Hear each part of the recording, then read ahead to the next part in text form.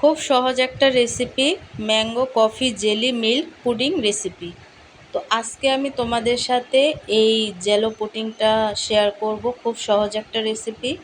Hi guys, আসসালামু আলাইকুম, welcome back to my channel. কেমন আছো তোমরা সবাই? আশা করছি ভালো আছো। আল্লাহর রহমতে আমি অনেক ভালো আছি। তো গাইস, আজকে আমি তোমাদের সাথে শেয়ার করব। তো এখানে দুটো আম নিয়ে নিছি, ফ্রেশ করে ধুয়ে। তো এই আম দুটোকে আমি ভালো করে কেটে নেব। আর এই রেসিপিটা তৈরি করা খুব সহজ, তোমরা দেখলেই বুঝতে পারবে। তো ভিডিওটি ফার্স্ট থেকে লাস্ট পর্যন্ত দেখতে থাকো, আশা করছি ভালো লাগবে। আর ভালো লাগলে প্লিজ একটি লাইক আর একটি সাবস্ক্রাইব করে পাশে থাকবে। তো আমি আমগুলোকে পিস পিস করে কেটে নেব। আর তোমরা চাইলে কিন্তু কাঁচা আম দিয়েও করতে পারো। তো পাকা আম দিয়ে করলে কিন্তু এই পুডিংটা খেতে অনেকটা ভালো লাগে। তো আমি ছোট ছোট টুকরো করে তারপরে কিন্তু এই আমটাকে কেটে নেব। আর আমগুলো কাটা হয়ে গেলে কিন্তু আমি ব্লেন্ড করে নেব। তো দেখো, এভাবে করে কেটে তারপর আমি ব্লেন্ডারের ঝাড়ি দিয়ে তারপরে কিন্তু আমি এই আমগুলোকে ব্লেন্ড করে নিয়েছি।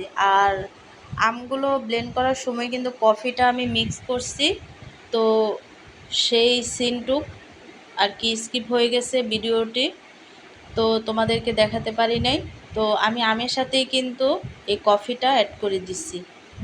আর এখানে আমি একটা হাঁড়ি নিছি, হাঁড়িতে আমি সেই আমগুলোকে দিয়ে দিচ্ছি। আর দিয়ে দিচ্ছি চিনি আর আগার আগার। তো সবগুলো উপকরণ দিয়ে কিন্তু আমি একটু জাল করে নেওয়ার পরে একটা মোল্ডে আমি সেট করে নিয়েছিলাম। তো নেওয়ার পরে কিন্তু আমি 5 মিনিটের জন্য বাতাসে রেখেছি। তো রাখার পরে কিন্তু এই জেলোটা সেট হয়ে গেছে। তো দেখো, খুব সহজভাবে কিন্তু উঠানো যায়। তো আমি কেটে নিচ্ছি ছোট ছোট টুকরো করে। তো তোমরা চাইলে কিন্তু যে কোনো কালারের জেলোটা তৈরি করতে পারো। তো আমি মোল্ডে সেট করব। তো এখানে আমি একটা বাটি নিয়ে নিচ্ছি, আর এখানে দুধ আর আগার আগার দিয়ে আমি মিক্স করে নিচ্ছি। আর এই দুধে আমি এই আগার আগারটা দিয়ে দিব। আর এমনি দিলে অনেক সময় দেখা গেছে দলা পেকে যায়, আর এমনি দিলে অনেকটা সুবিধা হয়। তো আমি আগার আগারের মিশ্রণটা দিয়ে দিছি। দেওয়ার পরে কিন্তু এখানে আমি অ্যাড করে দিচ্ছি চিনি। তো চিনিটা দেওয়ার পরে কিন্তু অনবরত নেড়ে চেড়ে আমি দুধটাকে জাল করে নেব।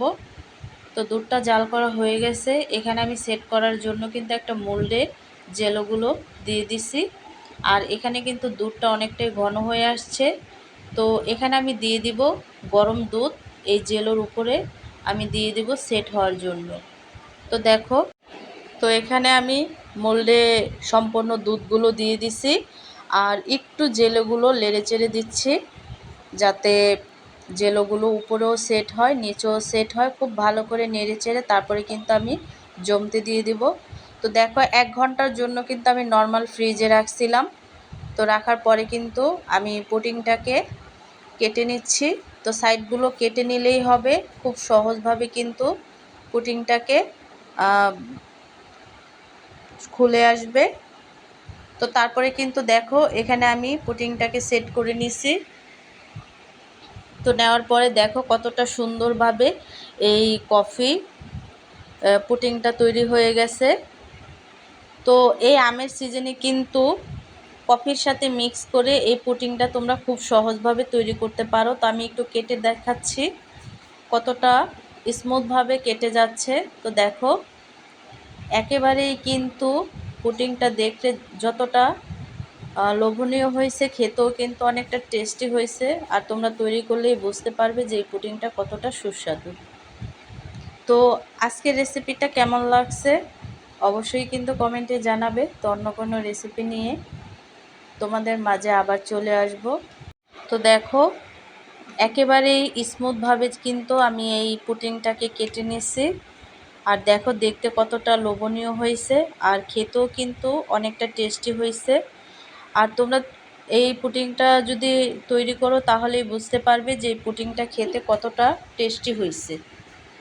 তো আজকের রেসিপিটা কেমন লাগছে অবশ্যই কিন্তু কমেন্টে জানাবে। তো অন্য কোনো রেসিপি নিয়ে তোমাদের মাঝে